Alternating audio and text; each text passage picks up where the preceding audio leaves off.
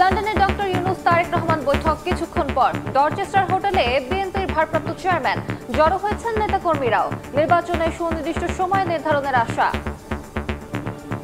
বাংলাদেশের যে নতুন প্রজন্ম আছে যারা আনন্দের সাথে ভোট করতে পারে, সেজন্য ডিসেম্বরে যাতে ভোটটা হয় সেই অপেক্ষায় আমরা রয়েছি।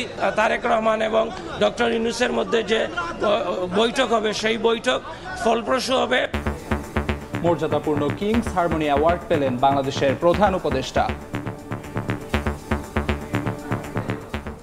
দেখছিলেন প্রধান শিরোনাম। দুপুরের সময় সঙ্গে আছি আমি আলিশা ইসলাম এবং আমি আমিরুল ইসলাম আলিফ। এবার অন্যান্য শিশু সংবাদ।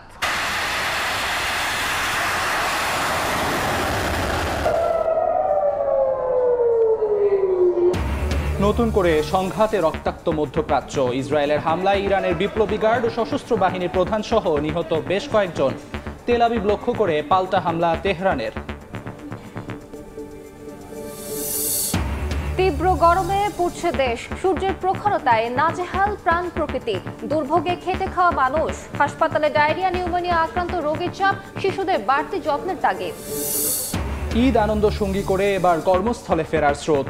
সড়ক, রেলপথ ও লঞ্চ টার্মিনালে যাত্রীদের ভিড়। দেরিতে ট্রেন ছাড়ায় অসন্তোষ। বাসে বাড়তি ভাড়া নেয়ার অভিযোগ। দেশের প্রতি ৩ নারীর ২জনই যৌন হয়রানির শিকার। ১০ বছরে সহিংসতা বেড়েছে ২৮.৫%। ভুক্তভোগীদের ৯৩% নিতে পারেন না আইনি ব্যবস্থা। অপমানে আত্মহত্যাও কম নয়। এবং ১ বছরে শক্তিশালী ওয়ানডে দল গড়তে চান মিরাজ। পরিবর্তনের প্রভাব পড়তে দেবেন না ড্রেসিং রুমে। শ্রীলঙ্কার বিপক্ষে সিরিজ জয়ের লক্ষ্য।